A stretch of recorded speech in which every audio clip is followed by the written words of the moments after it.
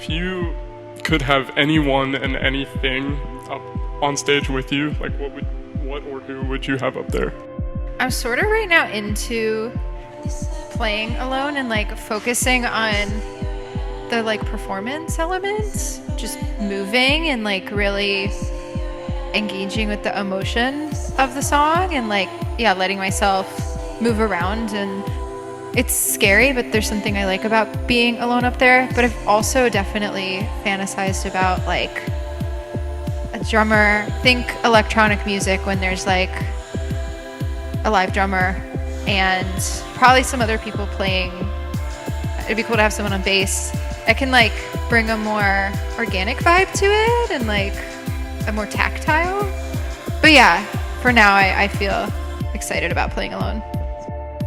So on your newest album, Lipsticism, there's a lot of acoustic guitar all over that record. Would you say a lot of the time the acoustic guitar chord progression like comes first? Is that like starting point for you, or does it often get added later as like, I don't know, additional texture? I think for that record, A Lapsed Kiss, it was often coming first and like inspiring other things. I would take a recording of acoustic guitar and really like chop it up. It was just like really fun to hear like, okay, if I chop this up and like place random sections of it together, how is that gonna sound? Like that's how the song Dream About It kind of came to be. Super excited and into that like chopping up guitar and then like roulette, randomly place them together and like decide if it sounds cool, and it often does. And it's like stuff I couldn't write. I think that's what's cool about sampling. Even if you chop something up and manipulate it, it sounds nothing like it did prior. Like if I was just like at a blank canvas, I could have never written that or thought of that or come across that. So it's like exciting. It feels like a treasure hunt. Yeah. Do you have some sort of like a consistency to your workflow that kind of streamlines the creative process, or is it just kind of spontaneous and whenever motivation, creativity hits you? That's a really good question. I feel like that's something that like people think about a lot or struggle with. Like when I was first making music, I felt like I couldn't do it unless I felt like a big feeling, motivation. And like it took a long time, but I feel sort of disciplined with it now. Just because I know it makes me feel good to continually do it. So I make music a lot, like a lot of my free time I'm doing that. But sometimes, like I played a song tonight as like a slow piano kind of like ambient. I don't know if you remember towards the end. That was different. Like that was just like, I was like really, really sad one night and I just like made that. So sometimes it's like, oftentimes it's like discipline. I'm gonna sit down, I'm gonna like chop up some drums, see what happens, and then like songs come from that. And then other times it comes sort of from like a not knowing what else to do when I like feel a big way. Yeah. How or when do you know that a song is finished for you? It can be so hard. Like it can torment me. There is like often though this like puzzle piece fitting and like the puzzle's done feeling. I don't know exactly like what contributes to that or like what. It's just a feeling. Like it's just a sense of like, okay, nothing is missing or nothing's like really bothering me. Yeah.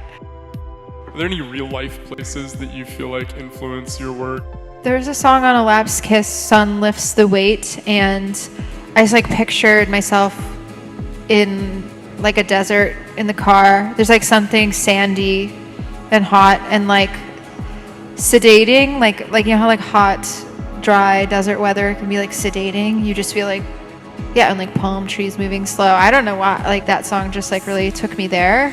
Other songs are not as obvious, like they don't evoke a place as much. Yeah.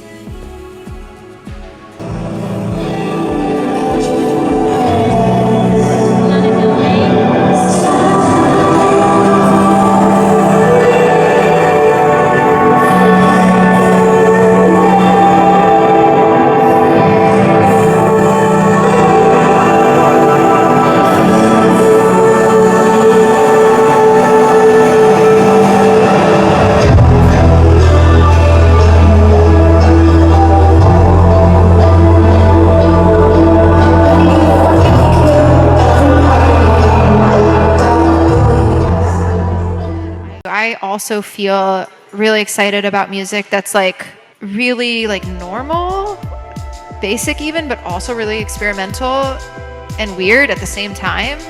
Like that's some of my favorite, like the coolest stuff I think is when it's like occupying these two worlds. I also think I was like a dancer, I wasn't a musician, so I think when I first started making music, I would like imagine like choreography and then make like music that could go to it.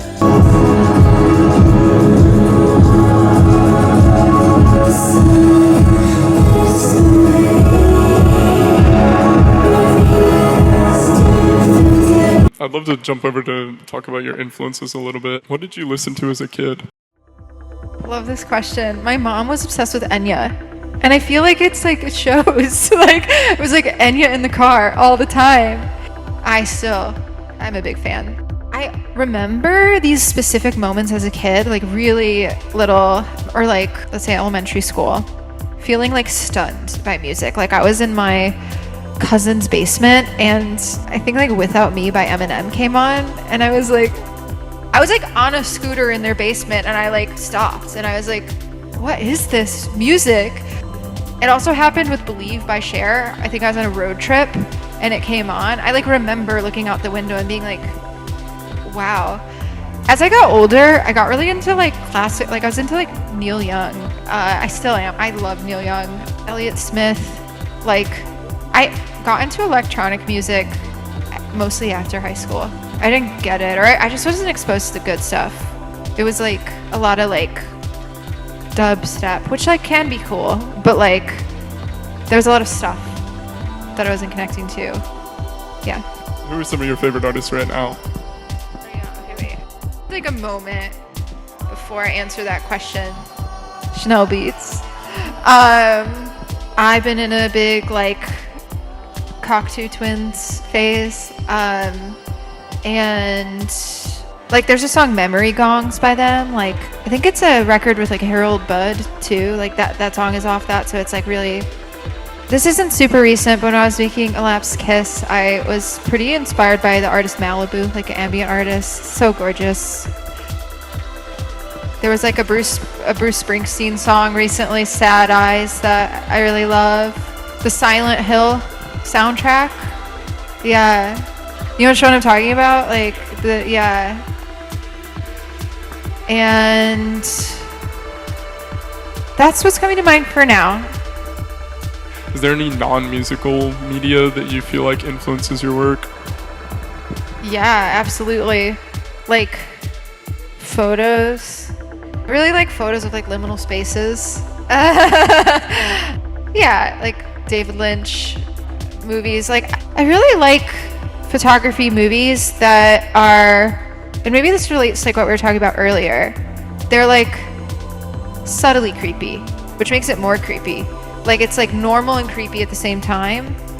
I don't know if this is just me, but I feel like I can't escape like there being something creepy about my music. Like, I mean, I think that's what makes it cool. I mean, you talking about, it seems like the uncanny to you is something that's like not only really cool to you, but just like an inspiration. And I feel like that really shows in your music. It's like, I've always been a fan of melodies that are like not quite right, you know, but they can be beautiful and not quite right at the same time. And I think that's what kind of happens, that you end up with something really interesting. I think that's super cool. So yeah, thanks for answering all those questions. What can we expect next from Lipsticism? the next album is talking to the camera now. Don't zoom. It's done, it's mastered, and I'm waiting to hear back from like some people I'm working with about when it'll be released. So there's one other thing. It's not like Lipsticism, but I'm in a band called Immaterialize, and we're also pretty close to finishing that record. So that's what's in the works. Thank you.